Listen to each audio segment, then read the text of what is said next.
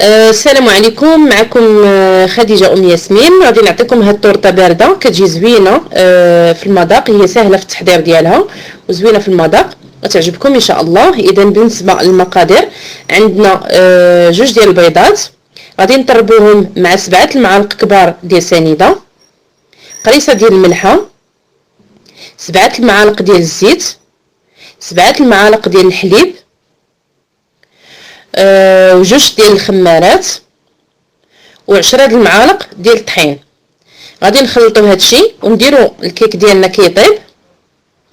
من بعد من يطيب كنخرجوها كنسقيوها بالسيرو. الا كان عندنا الاناناس، عندنا اي فخوي عندنا، ناخذوا السيرو ديالو وكنسقيو به هاد الكيك ديالنا. الا كانت الكيك سخونه كنسقيو بالسيرو بارد، ولا كانت الكيك بارده كنسقيو بالسيرو سخون باش كتشرب لينا الحلوه.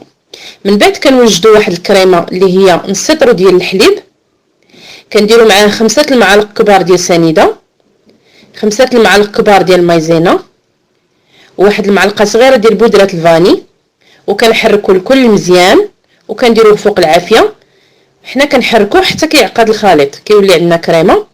كنكبوها فوق من هذيك الكيك وهي في المول. ومن بعد كنستفوا لي فخوي ديالنا، كنستفوا اناناس، ومن بعد كنستفوا الخوخ كما كتشوفوا في الصوره. يعني ممكن ديروا اي فخوي، يعني كتجي رائعه بزاف، وكدهنوها بالناباج من الفوق. وبالصحه والراحه.